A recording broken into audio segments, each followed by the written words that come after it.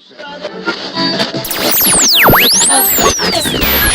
now, here you go. The Mashup from October of 2013. Mashup. Hear more at spacedogradio.com. Space Dog Radio, now with 30% less calories. 30% less calories of what? I can't tell you. Marissa Alexander had to file a restraining order against a man who abused her on several occasions. One time, so bad she was hospitalized. August 1st, 2010, she fired a warning shot into a wall to try to scare off the same individual when she felt threatened by him. On March 16, 2012, she was found guilty, and in May of 2012, she was sentenced to 20 years behind bars. Even though no one was hurt, even though no one was killed, she was sentenced to 20 years for protecting herself with a warning shot. Recently, the First District of Appeal in Florida ruled that, quote, the jury instructions on self-defense were erroneous, end of quote, and ordered a retrial. Can domestic abuse and the abuse of power by justice systems toward women be underrated? I don't think so. Today, we welcome back the fiercely independent journalist, activist, and musician, Mark Taylor Canfield. He's contributed to the Huffington Post, Daily Cause, and has been on various progressive radio shows. Thanks, Mark, for joining us again on Space Dog Radio. Hey, shout out to all the space dogs out there. Thanks for listening. Thanks for having me on again. What do you have for us for news from under the radar? Well, there's a lot going on in the U.S., of course, with the government shutdown. One of the issues that people are talking about is how, because of the controversy during that's happening in the Congress, there's no time in the media to talk about other issues that are really pressing. But I've been following some stories from around the world, and one of them is particularly interesting maybe to folks in the United States who are struggling with this whole idea of internet privacy and internet freedom and government spying, because the Chinese government has actually passed some new legislation, which it's a new expanded law that applies to all sorts of very vague offenses, but it seems to be a crackdown on dissent in the country. And what the law says is that if any kind of what they call an online expression, anything that you post is reposted 500 times or more, or if it's viewed or clicked on 5,000 times or more, you are immediately arrested. And what? From Madrid, Spain, there was a protest that went on with the group Femen. That's F-E-M-E-N, as in female, Echo, Mike, Echo, November.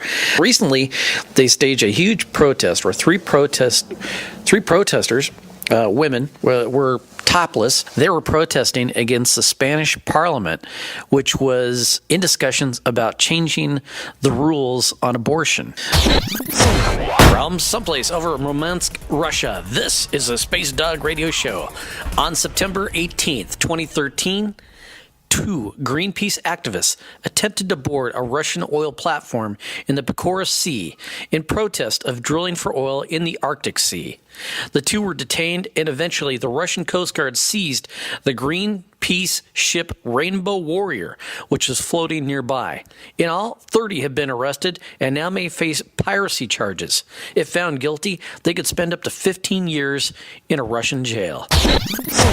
From someplace over Birmingham, Alabama, USA, this is the Space Dog Radio Show. Sean McCutcheon is a wealthy CEO of an engineering firm which specializes in the mining industry from Birmingham, Alabama, who wants to be able to throw a lot of money at the Republican Party. A lot more money. McCutcheon versus FEC, if successful, would be like dropping a nuclear bomb on any rules about campaign contributions. Today we're following up on a story that has been kept out of the mainstream media, but Space Dog Radio has been following it for over a year. It's about a possible agreement between multiple countries, which is essentially NAFTA on steroids. It's called the Trans-Pacific Partnership, or TPP. Currently, discussions about this are going on with the U.S., Australia, Brunei, Canada, Chile, Japan, Mexico, New Zealand, Peru, Singapore, Malaysia, and Vietnam, along with other countries, including China. potentially joining later. 600 corporate representatives, probably including some of the top 1% of the wealthiest in the United States, have access to what this agreement is about, along with some select government officials. Who do not have access to what this agreement may consist of are the American public citizens, the press, and even most members of Congress. So what's the big secret about the Trans-Pacific Partnership? In the spring, the sand and mud of the Oregon coast. In the summer, on the sun-drenched sands of Florida. And now, in the fall, I'm riding on the paved path, which we know as the Centennial Trail in Washington. The fallen leaves crinkle under my tires and occasionally get stuck in my spokes, making a sound reminiscent of the days when I would put playing cards on my forks to make that motorcycle engine-like noise.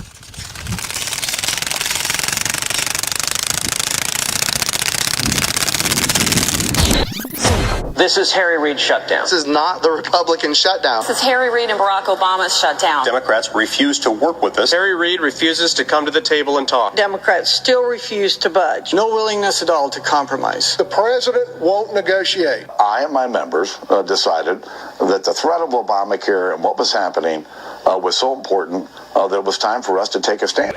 From someplace over the... What? It's still shut down? Okay. From someplace over the shut down nation's capital of Washington, D.C., USA, this is a Space Dog Radio Show.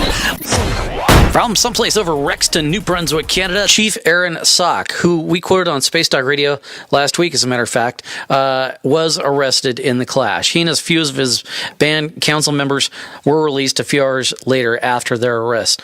Sock is the leader of the band that has been blockading Route 134 near Rexton since September 30th.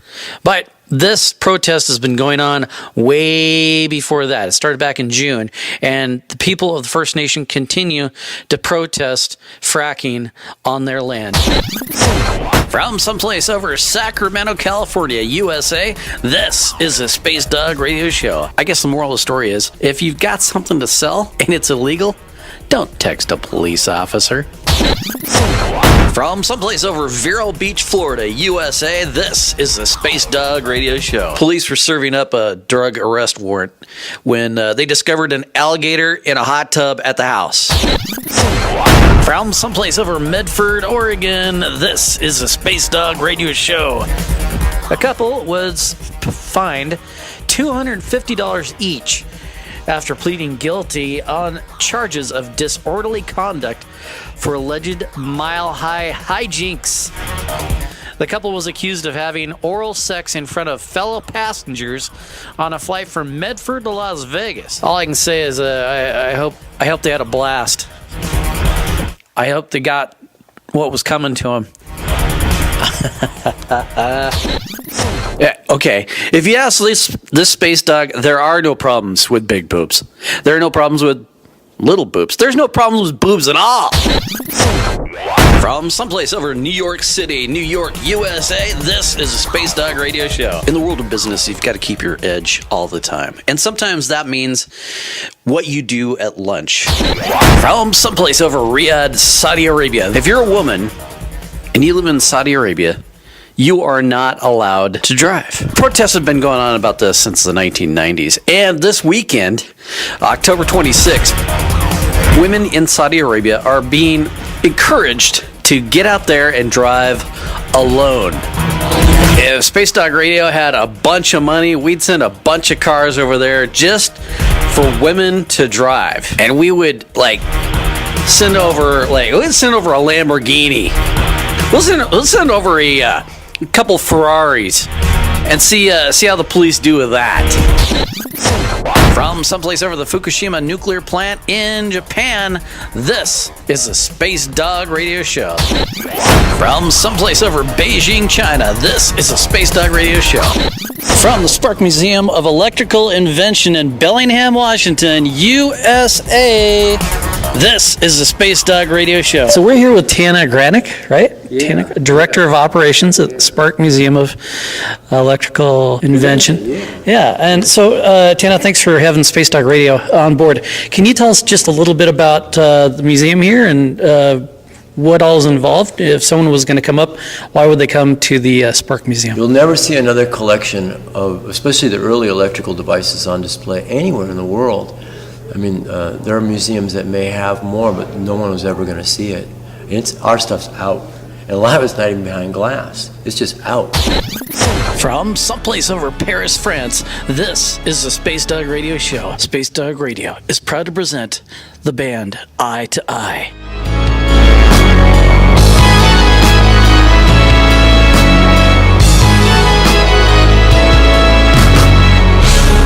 I believe that I can stay more than 1 million days. Mukilteo to Melbourne, Kalispell to Kazakhstan, Tacoma to Tokyo, Paris, France to and Dubai. Sao Paulo, Brazil. Mashup. This has been the Space Dog Radio Mashup 2013. Thank you for listening. Be safe, be happy, and I'll catch you next orbit. Sounds